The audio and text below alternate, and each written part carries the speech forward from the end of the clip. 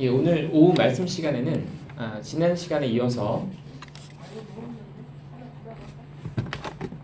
없으신 분이 계신 것 같은데, 네, 이거 좀 전달을 좀 부탁드립니다.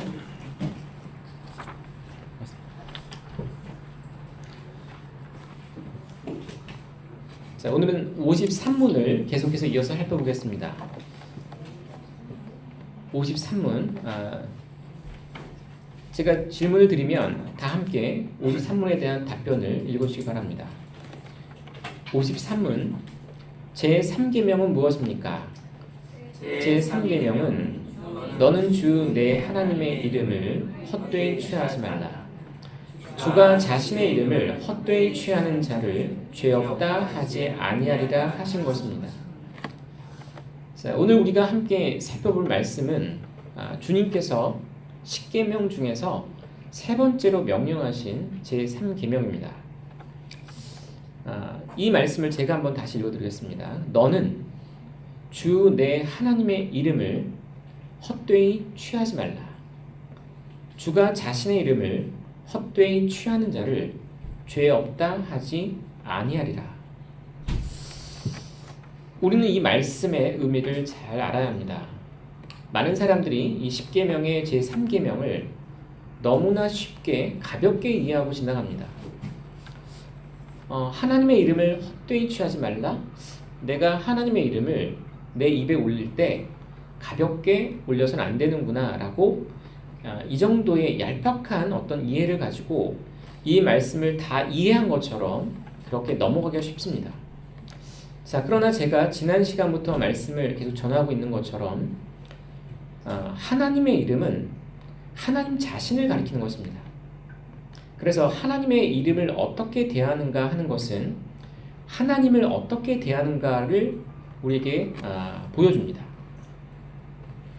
하나님께서 주 하나님의 이름을 헛되이 헛되이 이렇게 사용하거나 취하지 말라고 하신 것은 이 하나님의 이름을 대할 때 하나님을 공경하는 마음과 두려움으로 대해야 된다는 것을 가리킨다고 말씀을 드렸습니다.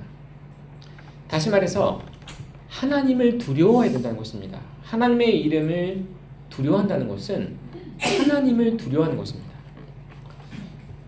우리는 어떤 사람과 그 이름을 동일시합니다. 모든 사물들은 이름이 있습니다. 그 이름은 그 사물의 특징을 보여주고 그 이름이 바로 그 사물의 어떠함을 보여주는 어떤 표현입니다.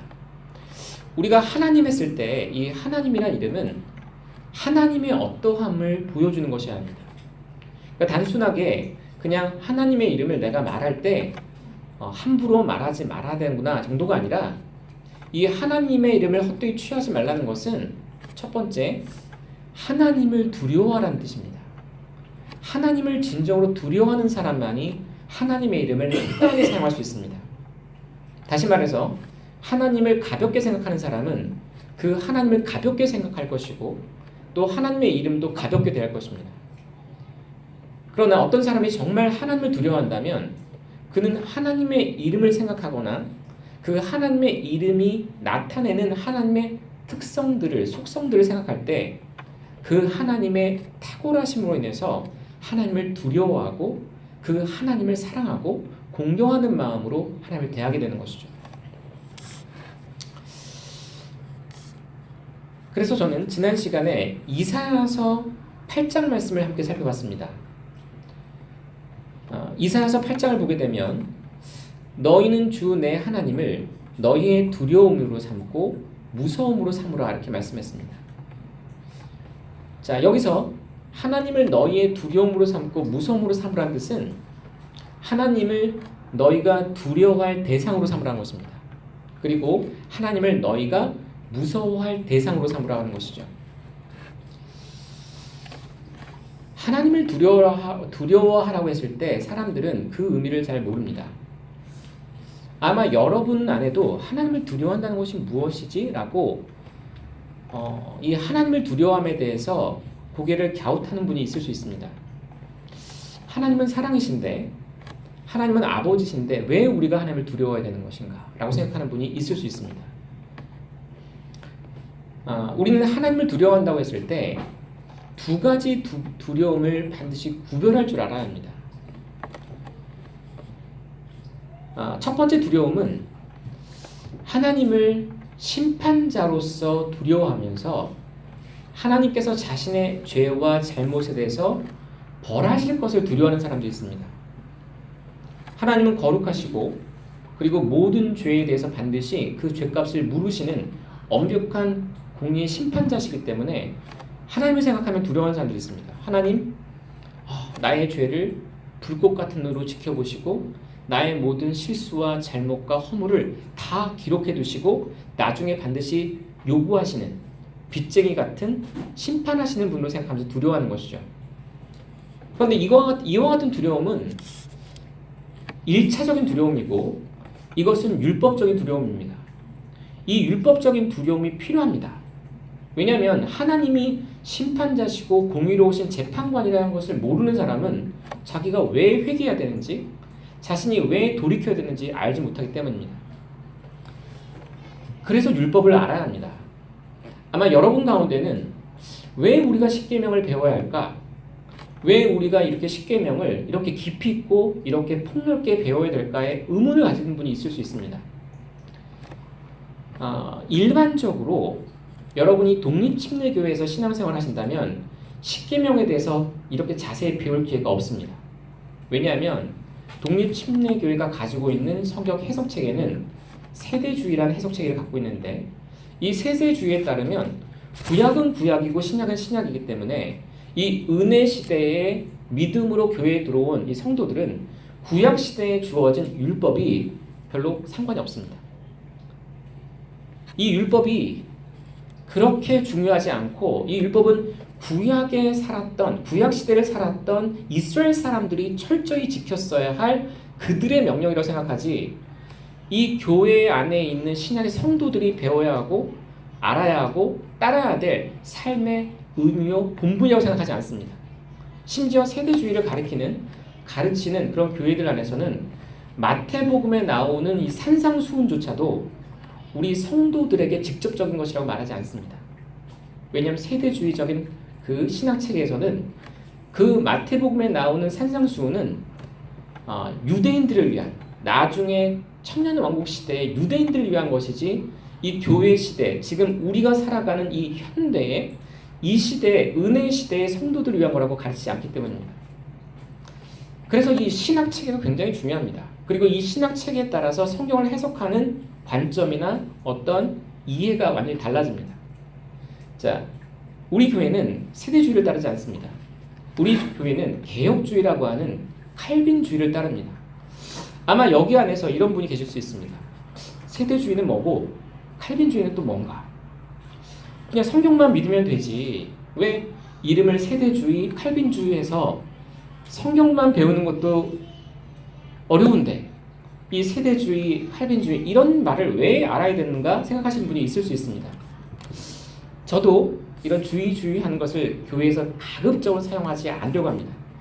그러나 반드시 쓰지 않을 수 없는 때가 있습니다. 왜냐하면 똑같은 성경을 보지만 이 어떠한 신학적인 관점을 갖느냐에 따라서 성경을 대하는 태도나 성경을 중요하게 여기는 어떤 관점이 달라지기 때문입니다.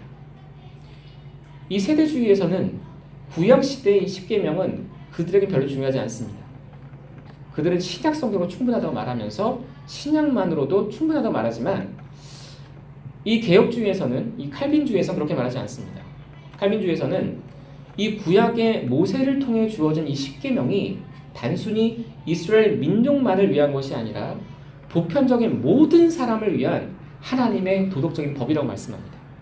그런데 이스라엘 사람들을 택하셔서 그들에게 대표로 주신 것이지 그들만을 위한 것이라고 말하지 않습니다. 이스라엘 백성들에게 주어진 이 십계명은 사실 모든 사람들의 양심에 기록되어 있는 하나님의 법입니다. 그런데 이 마음에 기록되어 있는 법을 하나님께서 성문화시켜서 분명하게 돌판에 기록해 주신 것이죠. 이방인들과 이스라엘 사람들에게 주어진 법이 다른 것이 아닙니다.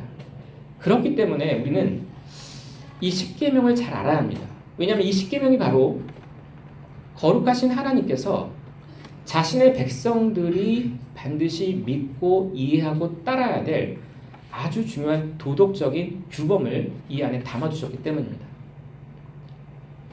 자, 그래서 우리는 십계명을 가볍게 대하지 않습니다. 그냥 가볍게 그냥 넘어가는 것이 아니라 이 십계명 안에 담겨있는 하나님의 뜻이 무엇인지를 우리는 심도 깊게 기도하는 마음으로 잘 살펴보고 이 십계명에 따라서 우리가 믿음의 생활을 해나갈 때 우리는 더욱더 하나님을 합당하게 섬길 수 있는 지혜를 얻게 되는 것입니다.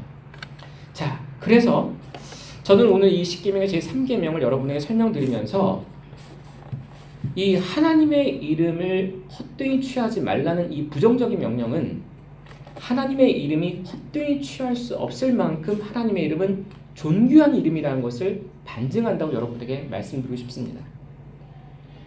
우리는 가벼운 존재에 대해서는 가볍게 대합니다. 이 세상에 존재하는 여러 가지 하찮은 물건들에 대해서는 우리는 가벼운 이름을 줍니다. 그러나 우리가 어떤 이름에 정말 고귀한 가치가 있을 때 우리는 그 이름에 걸맞는 어떤 표현을 사용하고 또 그 이름을 존귀하게 여깁니다. 왜냐하면 그 이름은 그 이름 자체가 중요한 것이 아니라 그 이름이 담고 있는 또는 그 이름이 가리키고 있는 그 대상이 높고 고귀하기 때문이죠. 우리가 우리 하나님의 이름을 존귀히 여겨야 되는 이유는 우리 하나님이 존귀하신 분이기 때문입니다. 우리는 하나님을 두려워해야 합니다. 하나님을 두려워하지 않으면서 하나님의 이름을 헛되이 취하지 않는 사람은 없습니다. 왜냐하면 그 사람의 마음이 이미 하나님을 가치 없게 여기고 있기 때문에 하나님을 가치 없게 여긴다는 것은 하나님의 이름도 헛되이 취하고 있는 것입니다. 그 사람이 하나님을 생각할 때 하나님을 무시하는 사람은 하나님의 이름도 무시합니다. 하나님이 없다라고 생각하는 사람은 하나님의 이름을 생각할 때 가볍게 생각합니다. 그래서 영어권 안에서 살아가는 사람들이 이 God이라는 하나님의 이름과 Jesus Christ라고 하는 이 존귀한 이름을 아무 때나 놀랐을 때나 어떤 불행한 일이 닥쳤을 때 아주 욕과 같이 아주 놀라는 감탄사처럼 남발하는 이유가 그들은 하나님을 믿지 않기 때문입니다. 그리고 하나님을 두려워하지 않기 때문입니다. 그들이 심지어 하나님이 계시다고 알고 있다 할지라도 그들은 하나님을 두려워하지 않기 때문에 하나님의 이름을 그렇게 함부로 입에 올리는 것입니다. 자, 제가 첫 번째로 강조하고 싶은 것은 이것입니다. 우리가 하나님의 이름을 헛되이 취하지 않으려면 먼저 우리는 하나님을 헛되이 취하지 말아야 합니다. 다시 말해서 하나님을 두려워할 줄 알아야 합니다. 하나님을 두려워해야 우리는 하나님의 이름도 합당하게 경외함으로 대할 수 있습니다. 여러분이 아무리 입술로 하나님의 이름을 함부로 말하지 않는다 할지라도 여러분의 마음속에 하나님에 대한 생각이 저급하거나 하나님에 대한 이해가 너무나 빈약하게 되면 여러분은 은연중에 하나님의 이름을 헛되이 취하고 있는 것입니다. 이것이 이해가 되십니까? 여러분이 입으로 한마디도 하나님의 이름을 입에 올리지 않더라도 여러분이 하나님에 대한 생각이 아주 저급하고 하나님에 대해서 아주 낮게 생각하고 있다면 여러분은 항상 하나님의 이름을 헛되이 취하는 죄를 짓고 있다는 것입니다. 그렇기 때문에 이 10계명의 제3계명은 가볍게 지나갈 내용이 아니라 우리의 마음을 깊이 살펴보게 하는 아주 중요한 계명입니다. 자, 그래서 우리의 믿음의 선배들은 이 3계명이 요구하는 바를 자세하게 설명하면서 단편적으로 이해하지 않았습니다. 자, 54문으로 함께 넘어가겠습니다. 자, 제가 질문을 드리면 한번 그 답변을 함께 읽어주시기 바랍니다. 54문 그 밑에 있는 질문입니다. 제3계명이 요구하는 것은 무엇입니까? 제3계명이 요구하는 것은 하나님의 이름과 칭호와 속성과 말씀과 행하신 일들을 존경하는 마음으로 거룩하게 사용하라는 것입니다. 잘 보십시오. 하나님의 이름을 헛되이 취하지 말라는 이 말씀 안에는 하나님의 이름뿐만이 아닙니다. 하나님의 이름과 하나님을 부를 때 사용한 칭호와 또 하나님이 갖고 계신 어떤 속성들, 하나님의 성품들, 그리고 하나님께서 명령하신 규례들, 그리고 하나님의 말씀으로 주어진 이 성경과 또 하나님께서 행하신 모든 일들에 대해서 존경하는 마음과 거룩함을 가지고 그것을 대하라는 뜻이라고 말씀하는 것입니다. 다시 말해서 하나님과 관련된 모든 것에 대해서 공경하는 마음과 두려움을 가져야 된다는 것입니다. 하나님을 두려워한다는 것은 하나님의 말씀을 두려워하는 것입니다. 여러분이 하나님을 두려워한다는 것은 하나님의 이름을 두려워한다는 것이고, 여러분이 하나님을 두려워한다는 것은 하나님께서 그동안 역사 가운데 행하신 일들을 두려움을 가지고 바라본다는 것입니다. 그리고 하나님이 가지고 계신 모든 성품들, 하나님의 거룩하심과 공의로우심과 의로우심과 하나님의 지혜와 권능과 또 하나님께서 가지고 계신 선하신 이 모든 성품들을 두려움과 공경하는 마음으로 대한다는 뜻이죠. 만약에 우리가 이 하나님의 성품과 규례와 말씀과 이 모든 하나님과 관련된 것을 가벼이 대하고 있다면 여러분이 한마디도 하나님의 이름을 언급하지 않는다 할지라도 여러분은 하나님의 이름을 함부로 사용한 것이고 헛되이 취하는 것입니다. 자, 여러분은 이 말씀까지 들으신 다음에 좀 자신을 좀 잠깐 생각해 보셔야 합니다. 내가 이 말씀을 이해하는가 좀 돌아보셔야 됩니다. 이게 무슨 말이지? 여러분 이 말이 무슨 말인지 이해가 되십니까? 하나님과 하나님의 이름은 하나로 연결되어 있기 때문에 하나님을 두려워하지 않는 그 자체가 하나님을 함부로 대하는 것이고, 하나님을 두려워하지 않는 사람은 입으로 하나님의 이름을 헛되이 일컫지 않아도 그의 마음과 삶과 생각과 행동 속에서 항상 하나님의 이름을 헛되이 사용하고 있는 죄 가운데 있다는 것이죠. 이 십계명을 우리가 제대로 이해하게 되면 우리는 하나님 앞에서 겸손해집니다. 우리는 절대 하나님 앞에서 이렇게 고개를 꼿꼿이 들고 나는 하나님의 율법을 잘 지키는 그런 아주 착한 학생입니다, 착한 성도예요 라고 생각할 수 없습니다. 우리는 이 십계명을 깊이 배우면 배울수록 우리의 마음이 낮아져야 합니다. 다시 말하면 우리가 더 하나님의 이 율법의 거울을 더 자주 들여다보고 더 분명히 들여다볼수록 우리 마음 안에 있는 이 죄를 더 드러내게 주고 더 노출시키기 때문에 우리 마음 안에 있는 죄가 드러나면 드러날수록 우리는 더 깊이 죄를 각성하게 되어야 됩니다. 더 깊이 죄를 깨닫고 애통해야 되고 그 죄로 말미암아 하나님 앞에 더 낮아져야 되고, 그리고 이와 같이 더럽고 추하고 보잘것없는 죄인을 위해 이 땅에 오신 그리스도의 그 은혜가 더 귀하고 놀라운 것이 되어야 합니다. 성도가 율법을 배우는 목적은 이것입니다. 성도가 율법에 대해서 배우는 목적은 겸손해지기 위함입니다. 내가 율법을 얼마나 잘 지키는가를 사람에게 과시하기 위해서 율법을 배우는 게 아니라 이 율법의 영적인 의미를 깨닫고 이 율법이 가지고 있는 이 광범위한 이 넓이와 깊이를 깨달음으로써 내 안에 있는 죄가 얼마나 더럽고 추하고 악한지를 더 깊이 봄으로써 하나님 앞에서 더 낮아지는 것이죠. 이게 바로 우리가 신약의 성도들이 율법을 배우는 목적입니다. 자, 그러나 이와 같이 개혁주의 입장을 취하지 않는 이들은 이 율법을 너무 가볍게 지나가기 때문에 율법이 성도들에게 주는 이 유익을 놓쳐버립니다. 율법을 너무 표면적으로 그냥 그 어구에 갇혀버립니다. 그 말 표현만을 생각하면서 내가 그 표현을 난 잘 지키고 있지 별거 아닌데 라고 생각하지만, 그러나 이 율법은 그렇게 얕은 상태가 아니라 아주 깊고 풍성한 것입니다. 그래서 우리는 이 주님의 이름을 생각하면서 주님의 두려우심을 반드시 생각해야 합니다.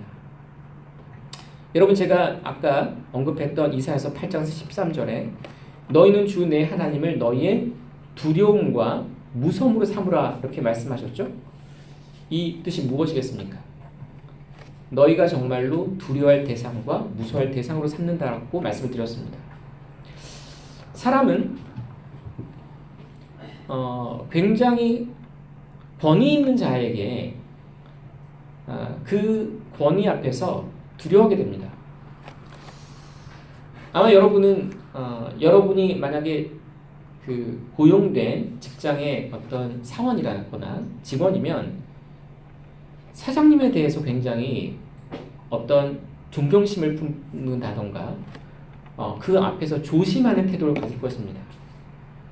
왜냐하면 그 사장님의 어떤 결정에 따라서 월급이 올라갈 수도 있고 아니면 해고될 수도 있기 때문에 아마 권위 있는 사람에게 여러분은 대하는 태도가 공손하거나 아니면 그 권위를 인정하는 태도를 보이게 될 것입니다.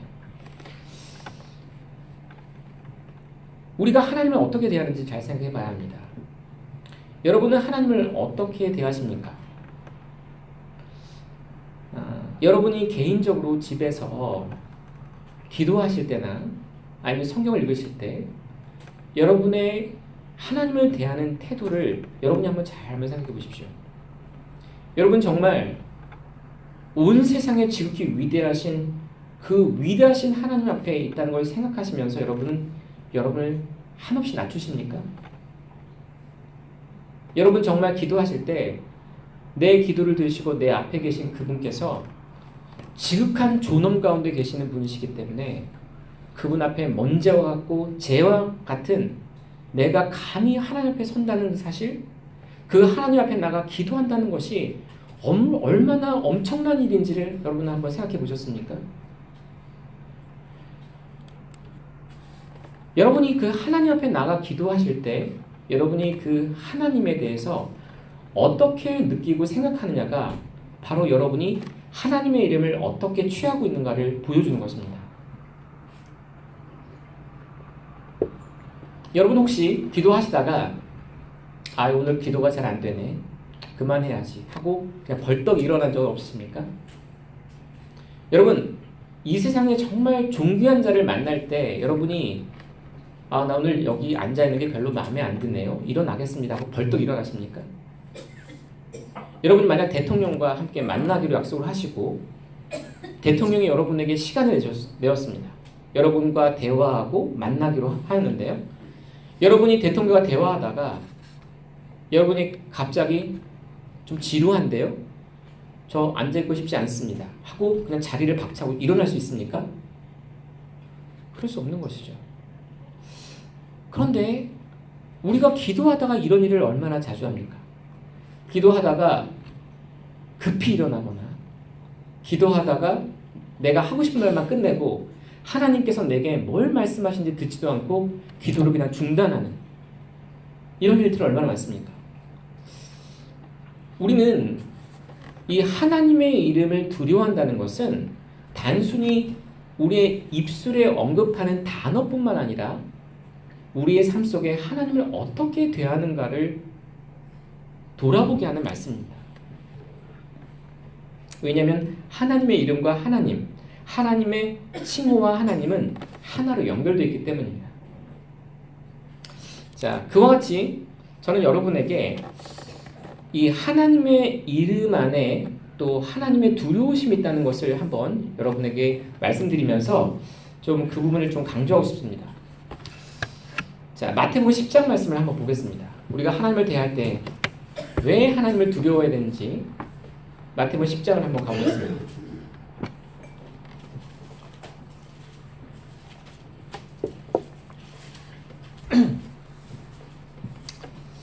자, 마태복음 10장 27절 28절입니다.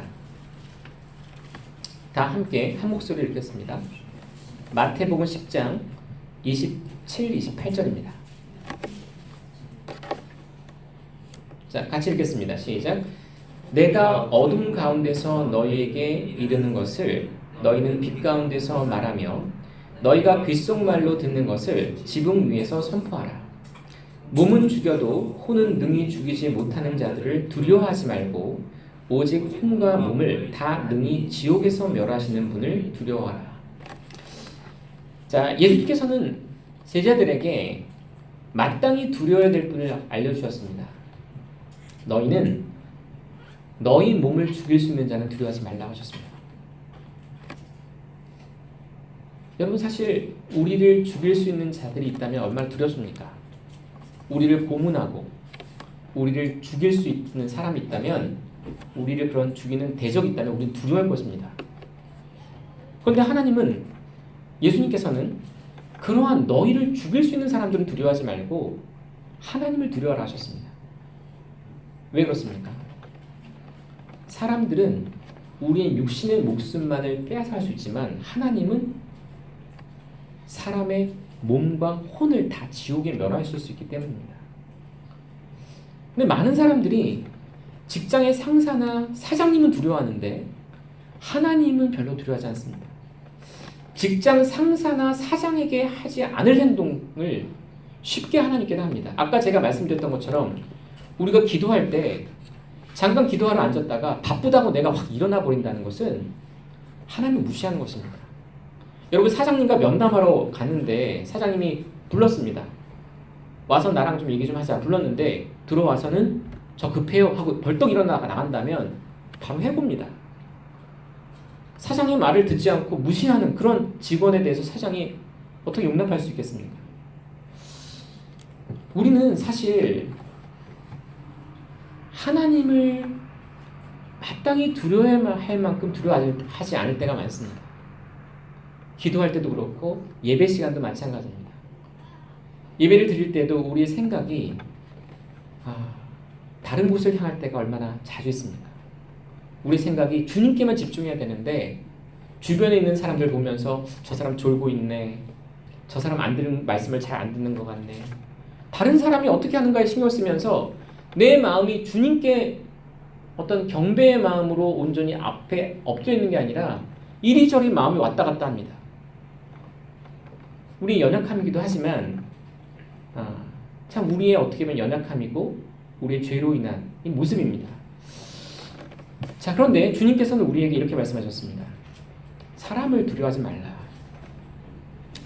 왜냐하면 그 사람들은 너의 몸까지는 죽일 수 있지만 너의 영혼은 절대 구속할 수 없다. 그러나 하나님을 두려워해야 한다. 그 이유는 무엇이냐면 그 하나님은 너의 몸과 영혼을 영원히 멸망시킬 수 있는 권한을 갖고 계십니다. 권위가 있는 분이라는 뜻입니다. 우리를 죽이기도 하시고 살리기도 하시고 우리를 지옥에 보내시기도 하고 우리를 천국에 보내실 수 있는 이와 같은 전권이, 이 모든 권위가 오직 하나님께 있기 때문에 우리는 하나님을 두려워야 합니다. 예배를 드릴 때가 더 중요한 것이죠. 우리가 이 예배를 드리러 나올 때 하나님이 이 한가운데서 우리의 예배를 들으시고 받으시고 우리의 예배 가운데 경배를 받으십니다. 또한 우리가 집에 가서 성경을 읽을 때도 마찬가지입니다. 많은 사람들이 성경을 읽을 때 하나님을 얼마나 무시하는지 모릅니다. 여러분이 만약에 성경을 읽으시다가 성경 가운데 이해되지 않는 말씀이 딱 나올 때 여러분 어떻게 하십니까? 이해되지 않네? 재미없어. 덮어버리십니까? 하나님을 무시하는 것입니다. 성경을 읽다가 내 생각과 다른 부분이 나오면 어떻게 하십니까? 내가 생각할 땐 이게 아닌데 성경은 이렇게 말씀하네? 여러분 어떻게 생각하십니까? 그 성경 말씀을 권위 있다고 여기시면서 나는 유한한 지성을 갖고 있는 사람이고 하나님은 무한한 지혜와 지식을 갖고 계신 하나님이시기 때문에 하나님의 말씀이 옳으니 내가 당장 이해가 안 되더라도 주님 제게 빛을 주시고 깨닫는 마음을 주십시오라는 어떤 그런 마음으로 기도하는 마음으로 계속 읽으십니까? 아니면 그런 말씀이 걸릴 때 이해가 안 돼. 역시 성경은 어려워 하고 덮으십니까? 여러분이 성경을 읽을 때 이해가 되지 않거나 여러분의 생각과 의견과 다른 말씀이 나올 때 여러분이 겸손한 마음으로 하나님의 말씀을 아멘하고 받지 않는다면 여러분은 그 순간 하나님의 이름을 헛되이 취하는 것입니다. 하나님을 무시하는 것입니다. 하나님의 말씀이라도 내 생각에 동의되지 않으면, 내 생각과 일치하지 않으면 받아들일 수 없다라고 하는, 내가 재판관의 이 높은 자리에 앉아서 하나님의 말씀을 내 밑에서 깔보면서 판단하고 있는 것이죠.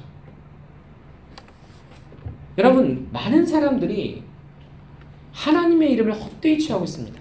다시 말해서 하나님의 이름을 멸시하고 무시하면서 하나님의 이름에 대한 죄를 짓고 있으면서도 자신들이 죄를 짓고 있다는 것조차 모르는 사람들이 많이 있습니다. 그래서 얼마나 어리석고 무지한 것입니까?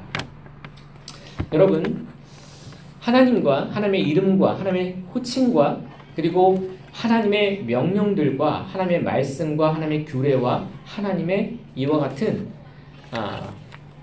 행하신 일들은 하나입니다. 다 하나님과 관련되어 있는, 하나님을 드러내는 것이죠. 하나님을 드러내는 것들을 무시한다는 것은 곧 하나님 자신을 무시하는 것과 똑같은 것입니다. 이와 같이 하나님에 대해서 무시하고 하나님의 말씀과 이름을 함부로 대하는 이유가 무엇이라고요? 그 근원적 이유는 그들 안에, 사람들 안에 하나님에 대한 이해가 너무 빈약하고 저급하기 때문이에요. 하나님을 너무 낮게 보기 때문에 하나님과 하나님에 관련된 모든 것들을 가볍게 보는 것이죠. 자, 그러나 우리가 하나님을 두려워해야 되는 이유는 무엇입니까? 바로 하나님이 우리의 몸과 영혼의 결정권을 갖고 계시기 때문입니다. 여러분이 하나님을 두려워하는지 아니면 다른 대상을 두려워하는지 이것은 이와 같은 시험을 통해서 드러날 수 있습니다. 두려움의 대상은 곧 자신이 의지하는 대상입니다. 이걸 잘 기억해 주십시오. 두려워하는 대상은 그 사람이 의지하는 대상입니다. 다시 말하면 어떤 사람을 두려워한다면 그 사람이 그를 의지하고 있는 것입니다. 어떤 사람이 돈을 신뢰하면 그 사람은 돈을 잃어버리는 것을 가장 두려워합니다. 왜냐하면 돈이 자신의 의지의 대상이기 때문에 그 돈이 줄어들거나 자신이 갖고 있는 재산이 사라지는 것을 가장 무서워합니다. 돈이 그 사람의 의지하는 대상입니다. 두려워하는 것과 믿음의 대상은 함께 항상 연결됩니다. 어떤 사람이 친구를 신뢰하고 친구를 너무나 의지한다면 그 사람은 친구를 잃어버리는 것을 가장 두려워하는 사람입니다. 무슨 말씀인지 아시겠습니까? 여러분이 의지하는 대상과 여러분이 두려워하는 대상은 함께 갑니다. 어떤 사람이 자신의 아들이나 딸을 신뢰한다면 그 사람은 그 아들과 딸을 잃어버린 것을 가장 두려워하게 되어 있습니다. 어떤 사람이 하나님을 신뢰한다면 그 사람은 하나님의 호의와 하나님과의 친밀감을 잃어버린 것을 가장 두려워합니다. 정말 하나님만을 전적으로 의지하는 사람은 그 하나님께서 얼굴을 가리시거나 자신을 향해 따뜻한 햇볕에 이런 미소를 짓는 것을 중단하신 것이 가장 두렵습니다. 왜냐하면 하나님이 자기의 가장 의지하는 대상이기 때문이죠. 그러나 어떤 사람이 하나님을 신뢰하지 않으면 하나님이 떠나거나 말거나 상관없습니다. 하나님이 자신에 대해서 미소를 짓든지 하나님이 분노하고 있든지 아무 상관이 없습니다. 그 사람은 하나님에서 무관심한 것이죠. 여러분, 정말 어떤 사람이 하나님을 두려워한다면 그 사람은 하나님을 신뢰하는 사람입니다. 그리고 하나님을 신뢰하는 사람은 하나님을 실망시키는 것을 가장 두려워합니다. 하나님이 자신을 떠나는 것, 하나님이 자신을 외면하는 것, 하나님의 호의를 잃어버리는 것, 그것이 가장 두려운 것입니다. 그래서 여러분이 두려워하는 대상과 여러분이 신뢰하는 대상은 같이 갑니다. 그래서 저는 여러분에게 이런 질문을 드리고 싶습니다. 여러분은 누구를 두려워하십니까? 다시 바꿔 말하면 여러분은 누구를 신뢰하십니까? 여러분이 만약에 남편을 전적으로 신뢰하고 있다면 여러분 남편을 잃어버린 걸 가장 두려워할 것입니다. 여러분이 잃어버리면 가장 끔찍한 대상은 누구입니까? 그 대상이 바로 현재 여러분이 두려워하는 대상입니다. 잠언 말씀을 한번 보겠습니다. 잠언 29장을 한번 가보겠습니다. 잠언 29장입니다.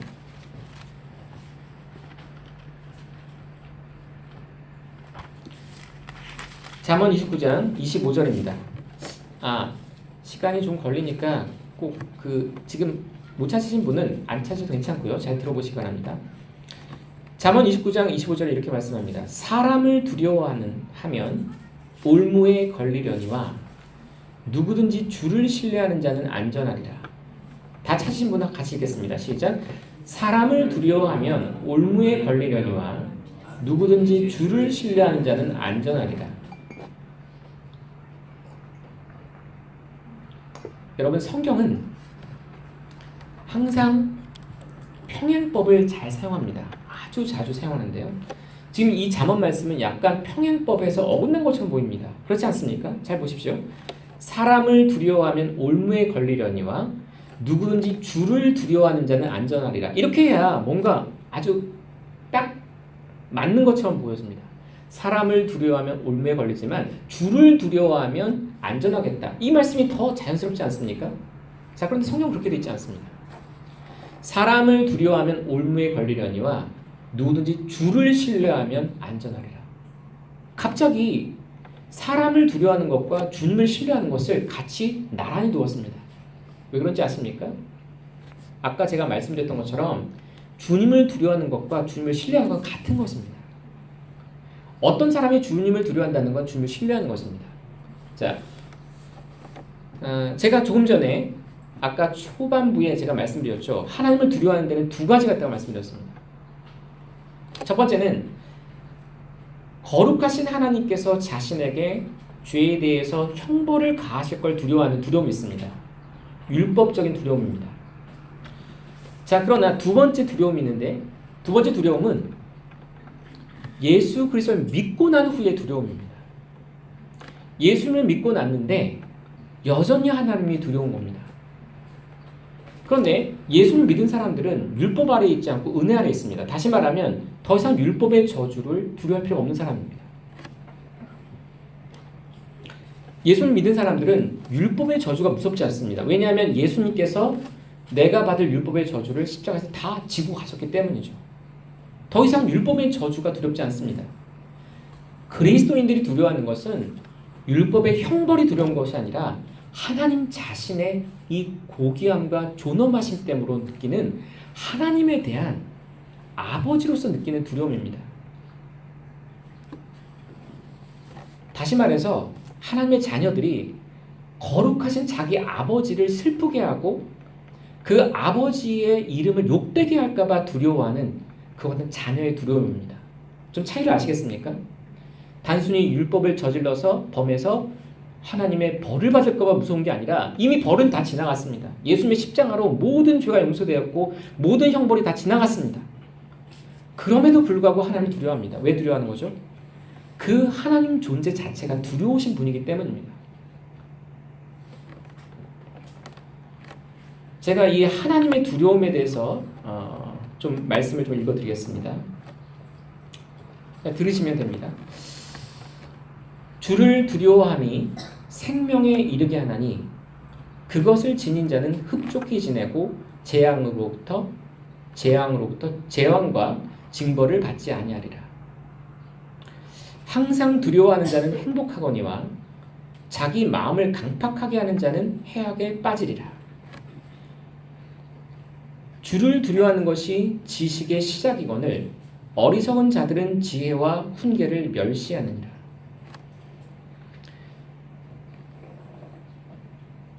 그 다음에 예레미야 선지자 잘 들어보십시오. 그리하여 그들은 내 백성이 되고 나는 그들의 하나님이 되리라. 자, 이미 백성이 되고 하나님이 관계가 맺어졌습니다. 나는 그들의 하나님이 되고 그들은 내 백성이 되리라.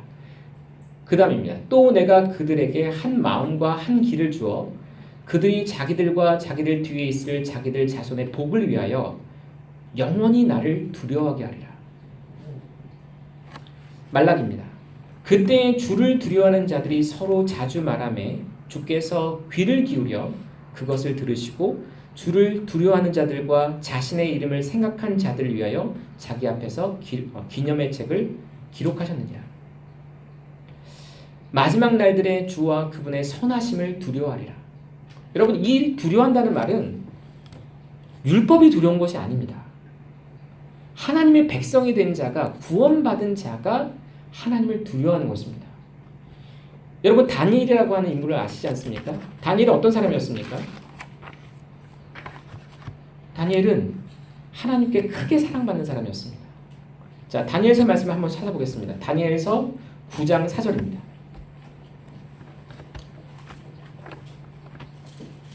자, 구약성경 다니엘서 9장 4절입니다.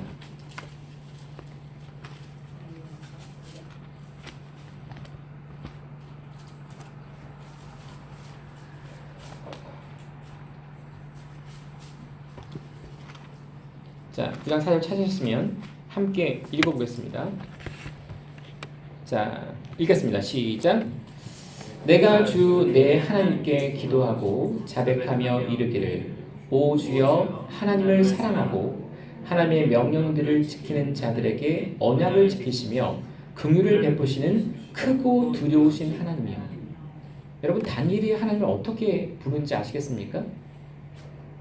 다니엘은 하나님께 아주 크게 사랑받는 사람이었습니다. 하나님 백성들 중에서도 하나님께 특별히 은총을 받은 사람인데 지금 다니엘이 하나님을 어떻게 부릅니까? 크고 두려우신 하나님이라고 부릅니다. 자, 그 다음에 이어서 보겠습니다. 10장으로 한번 가보겠습니다. 10장 9절을 또 한번 보겠습니다.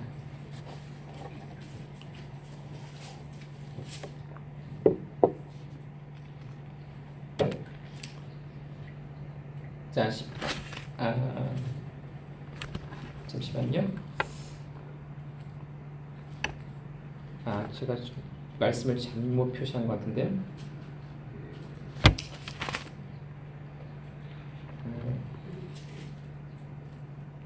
자, 10장 8절 9절을 같이 보겠습니다. 자, 10장 8절 9절입니다. 시작. 그러므로 내가 홀로 남아서 이 큰 환상을 볼 때에 내 안에 기력이 남지 아니하였으니 내 아름다움이 내 속에서 변하여 썩은 것이 되었고 아무 기력도 내게 남지 아니하였느니라. 그럼에도 내가 그의 말소리를 들었는데 그의 말소리를 들을 때에 내가 얼굴을 땅으로 향하고 얼굴을 댄 채 깊이 잠들었더라. 여러분 다니엘이 지금 환상을 봤습니다. 하나님께서 다니엘에게 어떤 미래에 있을 어떤 예언적인 환상을 보여주셨는데 그 환상을 볼 때 다니엘이 어떻게 됐습니까? 기운이 다 빠지고 아름다움이 썩은 것처럼 변해서 잠들듯이 쓰러져 버렸습니다. 여러분 하나님 앞에 선다는 것은 이렇게 두려운 것입니다. 이 다니엘은 하나님께 사랑받는 사람이었고 잘 아시는 것처럼 이사야라고 하는 대언자를 아십니까? 이사야도 6장에 보게 되면 하나님의 어떤 임재 앞에 있을 때 그가 나는 화로다 하면서 죽은 자처럼 쓰러졌습니다. 여러분 하나님은 너무나 지극히 높고 위대하시고 거룩한 분이시기 때문에 우리가 하나님 앞에 서게 되면 구원받은 자든 구원받지 않은 자든 다 그 앞에 죽은 자처럼 될 수밖에 없습니다. 그 위험이 너무나 뛰어나기 때문이죠. 자, 19절입니다. 다니엘서 10장 19절 또 보겠습니다. 19절을 같이 한번 읽어보죠. 다니엘서 10장 19절 읽겠습니다. 시작. 이르되 오 크게 사랑받는 사람아 두려워하지 말라. 내게 평강이 있을지어다. 마음을 강하게 하라. 참으로 마음을 강하게 하라 하니라. 그가 내게 말하매 내가 강하게 되어 이르되 주께서는 나를 강하게 하셨사오니 내 준을 말씀하셔서 하매. 여러분 지금 그 다니엘이 기력의 사이에서 죽은 자처럼 쓰러졌다고 말씀드렸죠? 근데 이게 누구 앞에서인지 아십니까? 하나님이 보내신 천사 앞에서 쓰러졌습니다. 이 천사의 영광과 위엄만 봐도 사람이 죽은 자처럼 쓰러집니다. 다니엘이 이 바벨론의 제2인자처럼 되는 아주 위대한 자였습니다. 이런 강력한 자가 천사를 봤는데 천사만 봐도 죽은 자처럼 쓰러져서 기력이 사라지고 얼굴은 다 썩을 것처럼 변해버립니다. 그 영광이 너무 찬란하기 때문이죠. 여러분 만약에 이 사람이 몸을 가지고 태양에 가까이 가면 어떻게 되겠습니까? 근처에 가자마자 다 불살라져서 사라지는 것처럼 하나님의 영광과 위엄은 그렇게 두려운 것입니다. 하나님은 그냥 임재만 하셔도 사람들이 다 불타 없어질 만큼 뜨거운 그런 불 가운데 거하시는 분이시기 때문이죠. 지금 다니엘이라고 하는 하나님이 크게 사랑하는 사람입니다. 여기 보십시오. 하나님이 진노를 가지고 경로 가지고 대적들에게 나타날 때만 무서운 게 아닙니다. 많은 사람들은 하나님이 이 원수들을 치러 오실 때만 무섭다고 생각합니다. 원수들을 치러 오실 때만 그 하나님의 위엄과 공포가 무서워서 대적들을 떨게 만든다고 생각하지만 그게 아닙니다. 하나님의 임재는 하나님께 가장 사랑받는 성도에게 임해도 그 성도가 죽은 것처럼 됩니다. 여기 보십시오. 오 크게 사랑받는 사람아. 지금 하나님은 다니엘을 찾아오실 때 분노로 오신 게 아니라 사랑으로 오셨습니다. 그리고 앞으로 이제 예레미야가 예언한 70년이 차서 이스라엘 백성이 바벨론 포로 생활을 그치고 다시 예루살렘에 돌아올 것을 말씀하시는 복된 예언을 하도록 오신 천사가 지금 나타났는데도 어떻게 됩니까? 하나님이 아니라 그냥 천사 앞에 섰는데도 다니엘이라고 하는 이 위대한 인물이 죽은 자처럼 되고 맙니다. 하나님이 이렇게 사랑을 가지고 오신다 할지라도 하나님 두려운 분입니다. 그래서 우리가 정말 하나님 앞에서 올바르게 설 수 있으려면 마음이 강해져야 합니다. 여러분, 하나님 앞에 기도할 수 있는 특권을 가볍게 여기지 마십시오. 여러분, 아무 때나 기도할 수 있다고 생각하지만 여러분, 기도의 부름을 받은 자들은 너무나 놀라운 특권을 갖고 있는 사람입니다. 여러분, 대통령이 아무나 만나줍니까? 여러분의 직장의 가장 높은 고위 어떤 사장이 직원들이 만나고 싶다 할 때마다 만나줍니까? 여러분, 세상에서 위대한 사람들이 우리 같은 사람이 만나고 싶다고 해서 아무 때나 전화하면 만나줍니까? 그렇지 않죠. 그러나 하나님은 어떠십니까? 그 임재하심이 너무나 두렵고 그분 앞에 서면 천사들도 떨 수밖에 없는 그와 같은 존귀와 위험 가운데 계신 그 하나님께서 우리가 그 하나님의 이름을 부를 때 우리의 기도를 듣기 위해 우리에게 시선을 고정하시고 그 귀를 우리에게 여신다고 말씀합니다. 그리고 우리가 기도하는 방에 함께 오셔서 나와 함께 1대1로 내 기도를 들으신다고 말씀하는 것이죠. 여러분, 이와 같은 신이 어디 있고 이와 같은 하나님이 어디 있습니까? 우리는 하나님께서 지극히 위대한 분이라는 것을 알아야만 그 하나님께서 우리의 기도를 들으신다는 것이 얼마나 놀라운 특권인지를 알게 됩니다. 하나님을 두려워하지 않는 사람은 사실 기도하지 않습니다. 왜냐하면 하나님을 두려워하지 않는다는 것은 하나님을 의지하지 않고 있다는 뜻입니다. 하나님을 의지하지 않는 사람은 하나님을 신뢰하지 않는 사람이고 그는 하나님을 두려워하지도 않습니다. 여러분, 하나님을 두려워한다는 것과 하나님을 신뢰하는 것은 동의어입니다. 이것을 꼭 마음에 명심하시기 바랍니다.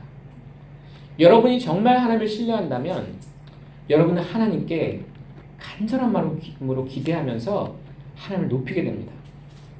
왜냐하면 사람이 신뢰하는 대상은 의지할 만한 능력과 어떤 위엄과 힘이 있어야만 의지하기 때문이죠. 하나님을 두려워하면 두려워할수록 우리는 하나님을 더 크게 신뢰할 수 있습니다. 누가 작은 능력을 가지고 있는 자를 큰 간절한 마음으로 붙들거나 신뢰하겠습니까? 우리가 누군가를 정말 절대적인 마음과 온 마음과 온 힘을 다해 신뢰한다는 것은 그 대상을 지극히 높은 존재로 인정한다는 것이고 신뢰한다는 것이고 두려움의 대상으로 삼는다는 것이죠. 여러분, 성도들의 마음 가운데 제가 오전에도 말씀을 드렸지만 그 사람이 하나님을 신뢰하는가 그렇지 않은가는 그 사람이 하나님을 얼마나 두려워하는가 두려워하지 않는가를 보면 압니다. 어떤 사람이 얼마나 하나님을 두려워하는가는 그 사람이 얼마나 하나님을 신뢰하는가로 또 알 수 있습니다. 신약의 성도들은 하나님을 신뢰하면서 하나님을 두려워했습니다. 자, 성경 말씀을 두 구절만 한번 볼 텐데요. 시간이 없으니까 먼저 빌립보서로 한번 가보겠습니다. 자, 빌립보서 말씀입니다. 2장.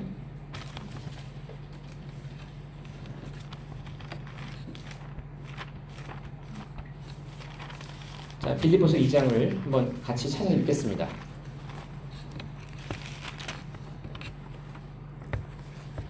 자, 2장 12절입니다. 자, 빌립보서 2장 12절 말씀을 다 찾으셨으면 함께 한 목소리 읽겠습니다. 시작.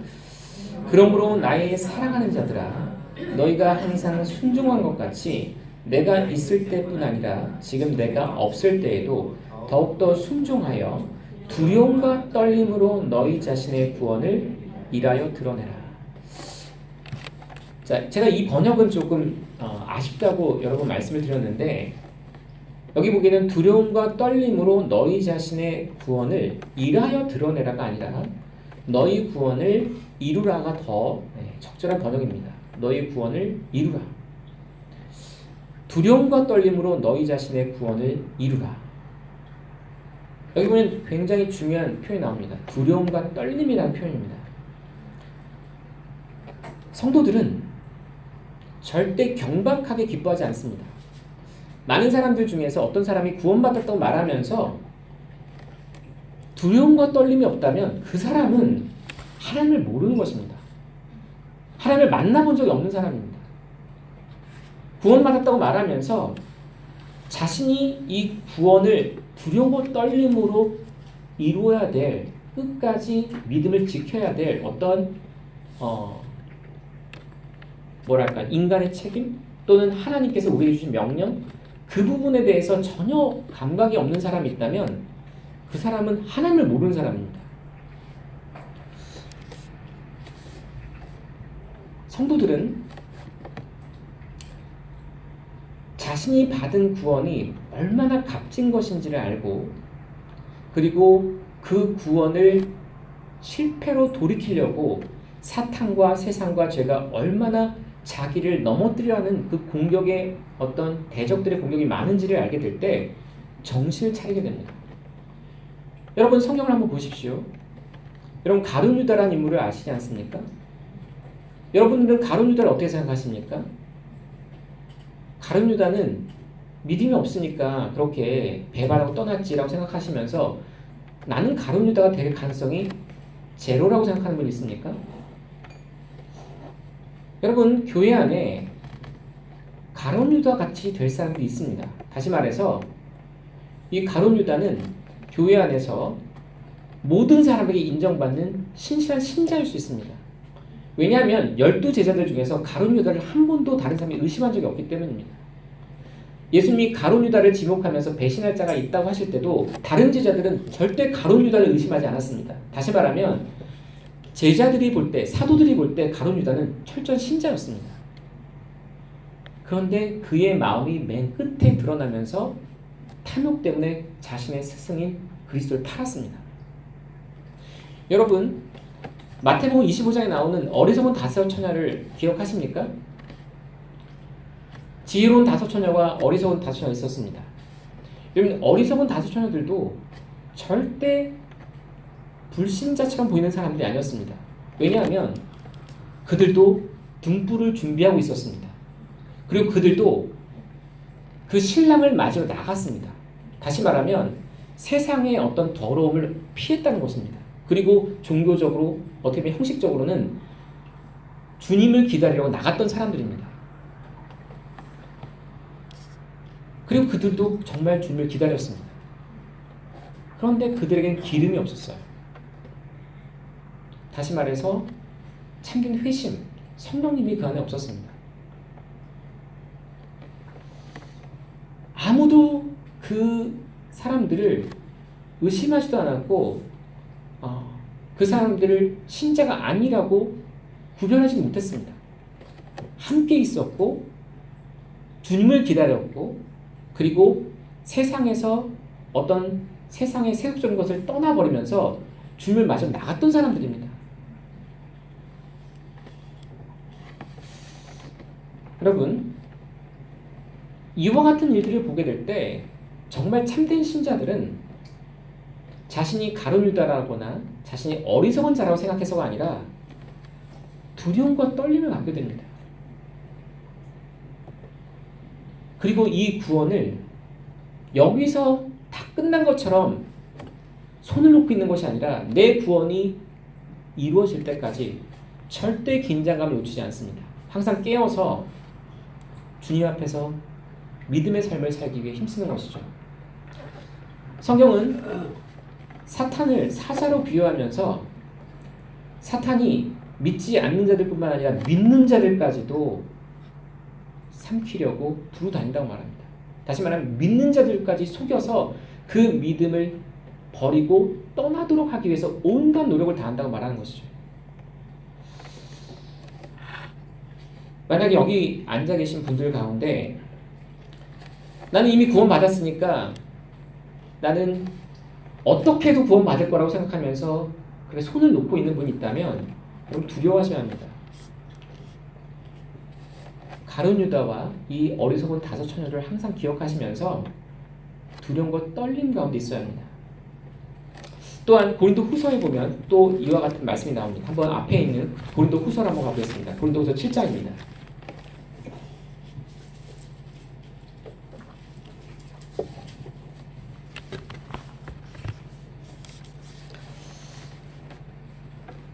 자, 고린도 후서 7장 11절과 15절을 두 절을 한번 같이 읽겠습니다. 11절, 15절입니다. 11절 먼저 읽겠습니다. 시작. 너희가 하나님께 속한 방법대로 근심한 것 바로 이것을 보라. 그것이 너희로 하여금 얼마나 조심하게 하며 참으로 얼마나 너희 자신을 해명하게 하며 참으로 얼마나 분개하게 하며 참으로 얼마나 두려워하게 하며 참으로 얼마나 열렬히 갈망하게 하며 참으로 얼마나 열심 있게 하며 참으로 얼마나 징계하게 하였는가. 너희 자신이 이 일에서 너희가 모든 일에서 입증하였느니라. 자, 15절 읽겠습니다. 시작. 그는 너희가 두려움과 떨림으로 자기를 받아들인 것, 즉 너희 모두의 순종을 기억하고 자기의 내적 애정을 너희에게 더욱 넘치도록 기르느니라. 여러분, 고린도후서 7장은 믿지 않는 사람들이 아니라 성도들에게 쓰여진 서신입니다. 그런데 성도들이 이 고린도 교회가 많은 문제가 있었다는 거 아시죠? 예, 자기 아버지의 아내를 취한 사람도 있었고 자기 형제 중에 누군가를 사기친 사람도 있었습니다. 또 우상에게 드려진 음식을 먹은 사람도 있었고 또 여러 가지 많은 어떤 문제들이 있었는데요. 그로 인해서 사도 바울이 이 서신을 통해서 그들에게 책망했습니다. 그리고 바로잡으려 했죠. 이 편지를 받았을 때 그들이 어떻게 반응합니까? 사도 바울이여, 우리는 이미 구원받았는데 뭘 이렇게 책망합니까? 뭘 이렇게 우리에게 혹독하게 질책하면서 꾸짖습니까? 우린 구원받았습니다. 이렇게 나온 게 아닙니다. 이 사도 바울의 책망을 듣고 그들은 어떻게 됐죠? 근심했습니다. 하나님의 뜻대로 근심하면서 두려워하고 분개하고 열망하고 열심을 냈던 것이죠. 그러면서 사도 바울이 자기가 직접 가지 않고 이 편지를 디도 편에 보냈는데 디도를 어떻게 맞아들였다고요? 보십시오. 15절 보시면 그는 디도입니다. 디도는 너희가 두려움과 떨림으로 자기를 받아들인 것을 보았다. 여러분, 디도 누굽니까? 사도 바울이 아니잖아요. 그냥 사도 바울의 서신을 전달하는 사람인데 지금 사도 바울의 서신을 갖고 온 디도만 보고 벌벌 떤 겁니다. 왜 떨었을까요? 이 사도 바울의 서신은 하나님의 사도의 편지이기 때문에 권위가 있는 거죠. 그 편지를 통해서 두려움과 떨림과 떨었던 것입니다. 여러분, 성도들은 죄를 짓는 것을 두려워야 합니다. 왜냐하면 그 죄가 하나님과 자신 사이를 가르기 때문이죠.